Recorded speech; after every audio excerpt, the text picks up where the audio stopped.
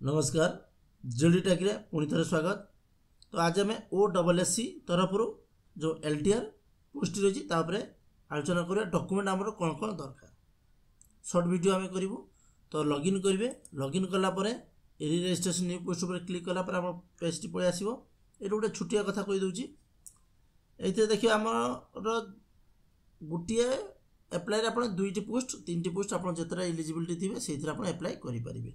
For example जड़े पिलार graduation ले Sanskrit honours अच्छी ताले से संस्कृत टीचर पकई पार और टीजीटी आर्ट्स रे पकई पार। तो दुईटी पोस्ट पकईपारे टीजीटी आर्ट्स क्लिक करेंगे, ये सिलेक्ट करेंगे टीजीटी आर्ट्स जीव प्रिफरेंस तापर से संस्कृत टीचर पर क्लिक कर क्लिक कलापर मुझे संस्कृत टीचर टी ऑप्शन को पलि आसो। ये जो दुईटा पोस्ट रहा है आपंकर जो कट ऑफ मार्क जीव आप हाई कट ऑफ रखिले आपंकर जी फास्ट प्रेफरेंस जो थी आप ही जॉब पाइबे। जब आप टीजीटी आर्ट्स उपर रखि से ही प्रेफरेंस पाइबे। तो ये मुझे संस्कृत टीचर चाहती आप एरो मार्क द्वारा ऊपर को नहीं जी आपंकर संस्कृत टीचर ही प्रेफरेंसटा आगे ये रहा बेसिक जिन। तापर मुझे जस्ट बेसिक कहीदे कौन कौन डॉक्यूमेंट लगे स्कानिंग हम अपलोड हम से रजिस्ट्रेशन बेले लगे सिग्नेचर तापर थंब लगे दुईटा जिनस लगे रजिस्ट्रेशन बेले।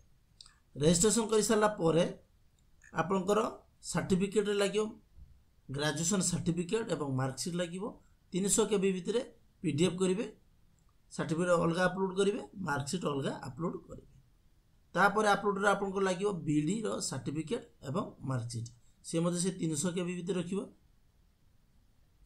तापर आपंकर OSTT जो सर्टिफिकेट से अपलोड करेंगे।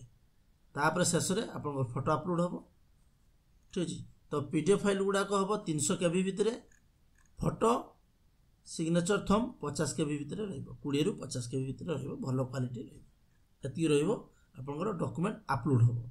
बाकी आप फिलअप करेंगे graduation details BD details OSTT details.